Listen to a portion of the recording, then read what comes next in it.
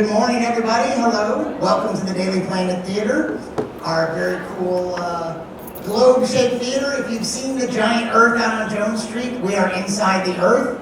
This is, of course, an exact replica of the inside of the Earth. If you believe that, I'm probably going to get you in trouble. So, we love to show you cool video stuff in here. We like to introduce you to cool people doing interesting work. And our guest is the coordinator of our visualization lab up on the 3rd floor.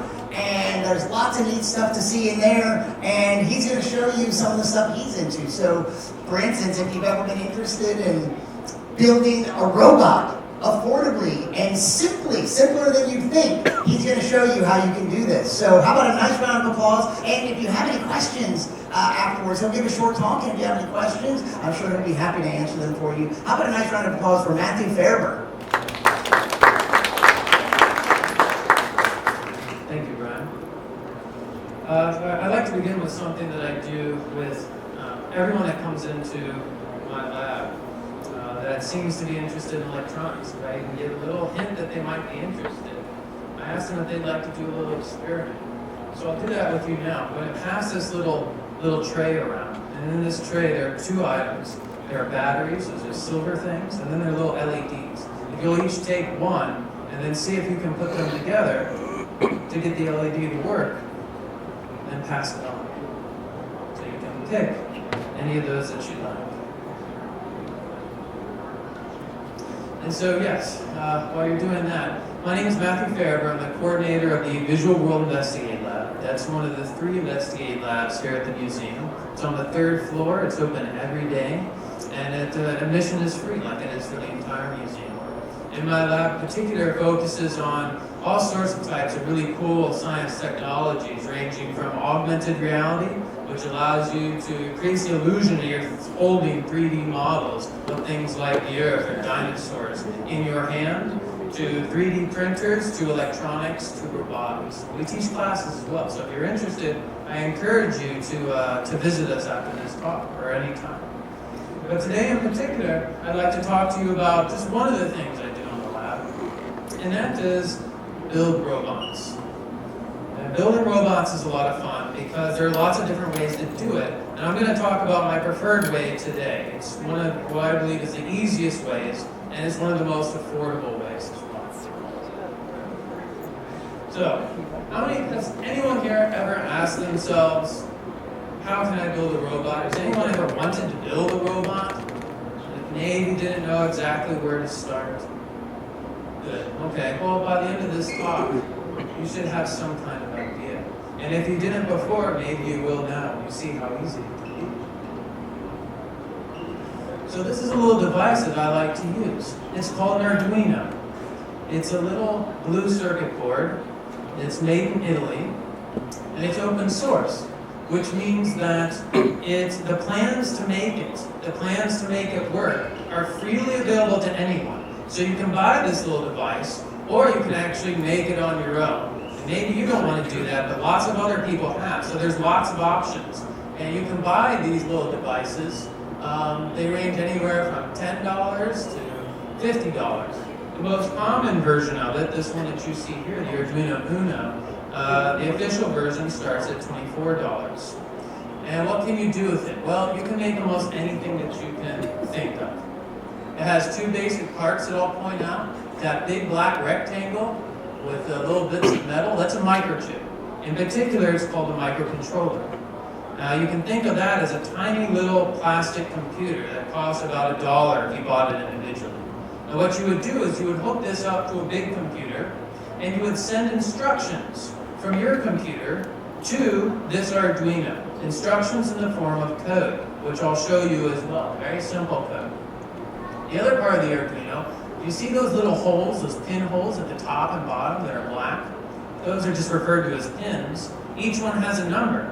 And what you can do is you can stick things into those pinholes. Things like LEDs that you have. Things like motors and sensors. There's all sorts of things that you can attach to these little boards. And then, depending upon the instructions, depending upon the code that you send to it, it'll do whatever it is that you programmed it to do to all those parts. Turn them on and off. So you can make all sorts of things with it. and you can make it very easily. So easily, in fact, it was designed so that children can use it. Because we're actually in the middle of you can think of it as a hardware renaissance or an electronics revolution you could think of. Because in many of your pockets and in all of your homes and cars, you have lots of electronic devices. Well, all of those electronic devices have little tiny components inside. And since there are so many, that means they're mass-produced, which means that they're very inexpensive. They're very cheap to make.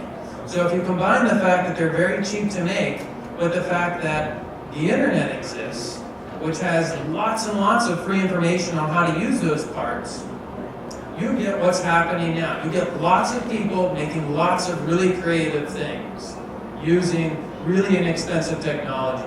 So this is an example here. She's not actually using an Arduino, she's actually using something a bit more powerful. If you see that little device there, it looks like it's made out of Legos. It's because it is. That little Legos device, it has little motors. She put that together. It's basically two little puppet heads that dance around. It's connected to that red box that has the arrow pointing to it. That is actually a computer. And I have one here. So this is a computer that you can get. It's about 4 inches. It's called a Raspberry Pi. And this costs about $35. It's a full-blown computer. You can hook it up to a screen, you can give it a keyboard, a mouse, like what they've done there, and then you can write programs with it, or do anything that you would with a regular computer. In this case, this little girl wrote a computer program using software called Scratch, which you can get, it's free. And that computer program told that little Lego robot that she made to dance all around. So there are lots of examples of technologies like the Raspberry Pi, like the Arduino, which I have as well right here. This is what it looks like in real life. In fact, there's so many people that are using these types of technologies that their entire fairs are devoted to this sort of thing. Fairs such as maker fairs and spark cons. So maker fairs are probably the most popular one. They occur in cities all over the world. And there people go to learn how to build things and put things together on their own. Anything from electronics to paper craft to textiles. There's even one here in North Carolina, so if you Google it, you can find it. It's all about creativity. But back to the Arduino. What can you actually make with this Arduino? Well, you can make almost anything. I have some examples here that I'll show you. This, maybe you've been staring at this instead of me this whole time. That's okay, it's really cool. One of my volunteers made this. This is an LED cube. If you Google that, or if you look it up on YouTube, you'll find amazing examples.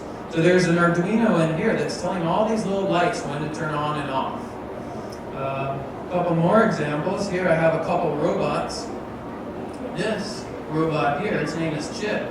Chip has been in service for about 1.5 years. This was one of the first Arduino projects that I introduced to the lab. I just built it using instructions. There are many how-to instructions for beginners online that you can find. So in this case, it's an autonomous robot, which means that you don't control it. It moves around on its own and makes decisions on its own. On its head right here, there are eyes, a type of sensor called an infrared sensor. It uses that to measure distance. So when it sees it's getting too close to something, it'll react. One of the things it'll do is it'll change the color of this little ping pong ball. But it can also move around and use that information that it acquires to not bump into anything. So if it sees something, it'll stop, look around, choose a clearer path, and continue on its way. This next to me here, this is another robot. This one's actually still just a prototype, so it's not really in service yet. But this is another example of what you can build. This uses something different. This actually doesn't use an Arduino. It's a board called a TI Launchpad, which is rare. It's made by Texas Instruments, and it's only $10. It also uses sonar instead of infrared light, so it uses sound to figure out where to go. It has many features that I will be adding in the future. So let me turn these guys off so they don't run amok. That guy's okay. Some examples that I did not bring. Really, the sky's the limit. In fact, you can even go beyond the sky. So there in the top left is a flying machine called there are quadcopters, and then there are copters with more props like this one here. I'll be building one of those in the near future. You can build much larger humanoid robots. You can build game systems like Game Boys using this technology. They've even made satellites, or even Arduinos in space right now. Little satellites that collect data and beam them back to the planet.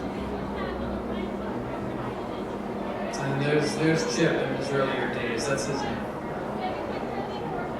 So why learn Arduino? Well, there are lots of reasons. I broke it down into 3 reasons. The first reason, I didn't even make a slide for it because it's painfully obvious.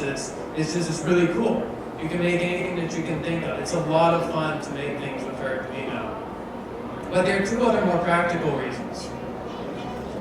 One is that whether you consciously or subconsciously, you'll be learning new skills as you learn how to use an Arduino. This is an acronym here that science educators are really familiar with, STEM, science, technology, engineering, and math. You end up learning a little bit about all of this, depending upon how much you do with the Arduino or other types of technology such as this. And then what can you do with those skills? Why is it a good idea to acquire skills like that? Well, put it bluntly, jobs. The orange on this graph represents computer science jobs that are available. The gray represents the amount of people that are qualified to handle those jobs. As you can see, the orange portion is much larger. There aren't enough people that are applying to the jobs that are available in computer science. That graph starts over in 2011.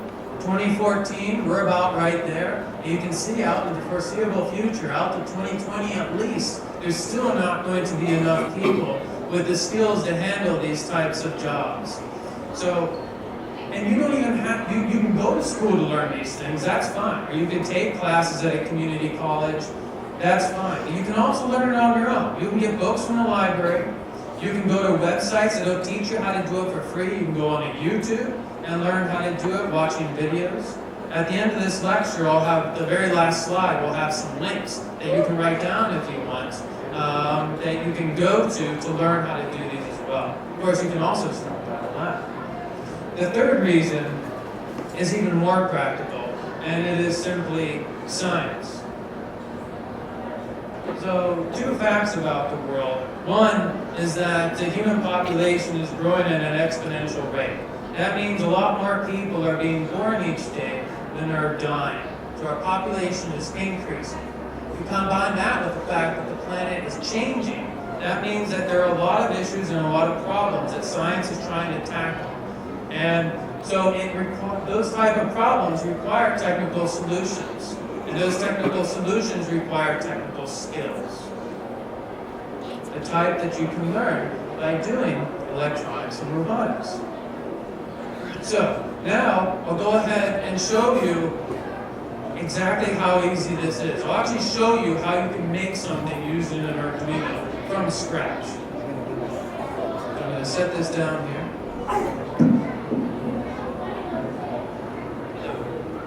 Can you all still hear me? No. How about now? Can you hear me? No. Alright, I'm going to try to do this with one hand. You're going to see some one-handed typing skills. So what I've done here is I've taken the Arduino and I've plugged it into the computer using a common USB cable that it comes with. That's all you need to do to turn it on. You can also just hook it up to a battery. Thank you, sir. All right.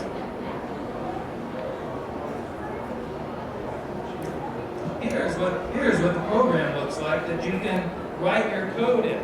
It comes with you can download it, it's free, and you use it to talk to the Arduino, to send something to it. So here, in this case, I'm going to write a program, probably the very first program that people write when they're doing Arduino. It's a program that gets an LED to blink on and off when you want it to. So it has three parts. The first, you can think of it as an introduction, body, and conclusion, just like if you're writing a paper. So in this case, I'm telling it which pin of the Arduino I'm going to be using. In this case, it is pin 13. See that okay? I'm going to make these letters a bit bigger here so that you can see it. Now you can see it. All right. So now we're on to the middle of the program. Now I have to choose whether those pins are going to be used as inputs or outputs. An input would receive electricity, an output would emit electricity. Now since I'm going to be turning an LED on and off, I'm going to need output because I need to emit electricity to the LED. Now is the last part of the program. In this case, I'm going to actually tell the LED to turn on by sending a high command, and then I tell the program to pause, in this case half a second, 500 represents half a second. Then I have to tell the LED to turn off. And that's it. Now, it is actually uploading to the Arduino board.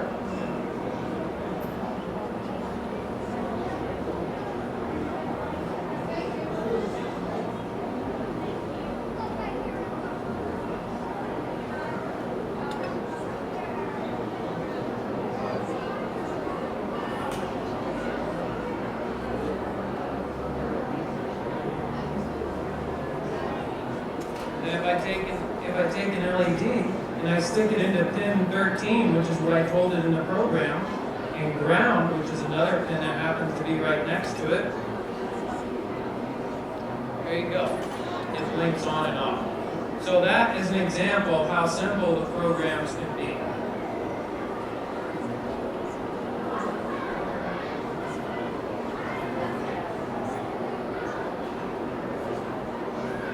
And that's it. This is the last slide.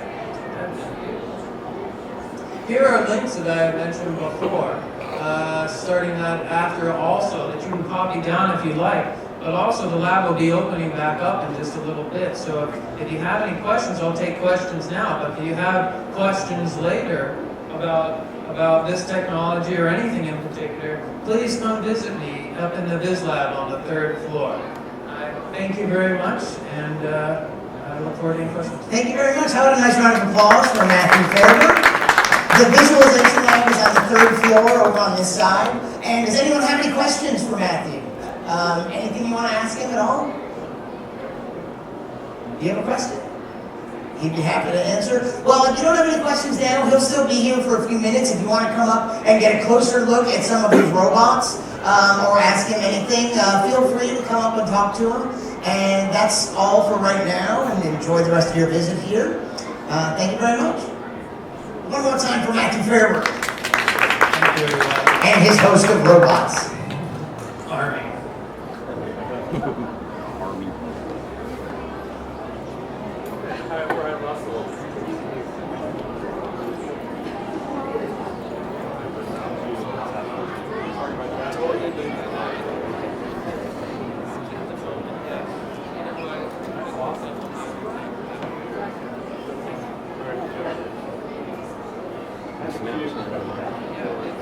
Well, we always expect programming, so yeah, so I'm a big fan of